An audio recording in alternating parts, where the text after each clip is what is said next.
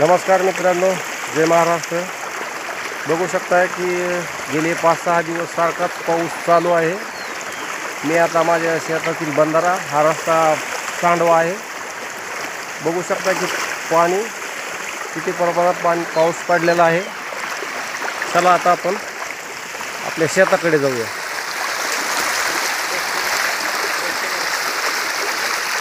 आपण जाऊया शेताकडे।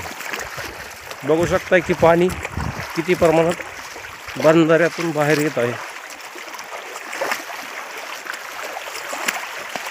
अतिशय जास्त, खूप प्रमाणात जास्त पाऊस झालेला आहे।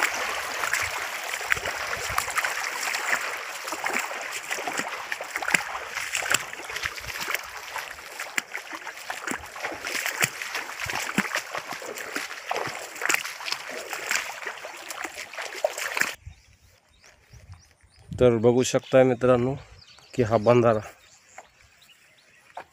किती प्रमाणात पाणी झालंय। बघू शकता बंधाऱ्यात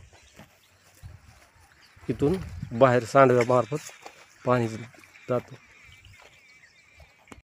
तर बघू शकता मित्रांनो पाठीमागं बंधारा असा फुल भरलेला आहे आणि आमची मुगाची पट्टी सर्व पाण्यातच गेलेली आहे। अशा प्रकारे निसर्गाचा कहर झालेला आहे। पिकांचं नुकसान झालेलं आहे। शेतकऱ्यांच्या हातामध्ये तर काहीच घडलेलं नाही। पीक सर्व मूग पाण्यामध्ये गेलं आहे, सडून गेलं आहे। सोयाबीन पण आपले तिकडं आहे वरच्या पट्टीमध्ये। बघू शकताय की पाण्यात सर्व मूग पाण्यात गेलं आहे। आणि पाठीमागे मी तुम्हाला व्हिडिओ अपलोड केलेला होता की तुम्हाला ही विहीर दाखवली होती। आम्ही वंजळीने पाणी पितो, तुम्हाला दाखवलं होतं। हे बघा, बघू शकताय की आता हे पाणी अशा प्रकारे आम्ही वंजळीने पाणी पित होतो। तुडुंब भरलेल्या विहिरी, नदी, गेले 6 दिवस सारखा पाऊस चालू आहे आणि वरी पण आता वातावरण पावसाचं तयार झालेलंच आहे। तर अशा प्रकारे शेतकऱ्याला नुकसानाला कोणत्याही तोंड सामोरं जावंच लागतं। पीक चांगलं आलं तर त्याला भाव चांगला मिळत नाही आणि आता पिकं चांगली आली, निसर्गाचा कहर झाला, पिकाची वाट लागली, सगळी पिकं पाण्यामध्ये गेली, सडून गेले। तर मित्रांनो हा व्हिडिओ जास्तीत जास्त शेअर करा। माझी शासनाला विनंती आहे की शेतकऱ्यांना त्यांची नुकसान भरपाई देण्यात यावी। कारण की बघू शकताय तुम्ही पाठीमागे पिकांचं नुकसान कसं झालंय। सर्व मूग पाण्यात आहे आणि शेतकऱ्याचा मस्त मूग आलेला होता तो, आणि मूग आता त्याच्या हातामध्ये पडलाच नाही। सर्व पीक जळून गेलं, त्याचं खाक झालं ते। बघू शकताय पाठीमागं तुम्ही काय अवस्था झाली शेती।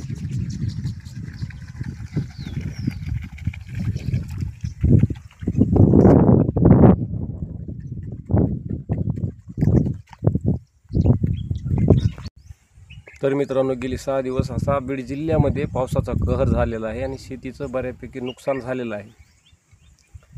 तर मित्रांनो तुम्हाला हा व्हिडिओ आवडल्यास नक्कीच याला लाईक करा आणि जास्तीत जास्त शेअर करून हा व्हिडिओ जास्तीत जास्त लोकांपर्यंत पोहोचवा अशी माझी विनंती आहे मित्रांनो तुम्हाला, की हा व्हिडिओ तुम्ही नक्कीच व्हायरल करून शासनाच्या पर्यंत पोहोचला पाहिजे। अशा प्रकारे बीड जिल्ह्यामध्ये नुकसान झालेले आहे आणि शासनाने काहीतरी निर्णय घेऊन शेतकऱ्याला त्याचा मोबदला दिला पाहिजे, नुकसान भरपाई थोडीफार होईना का।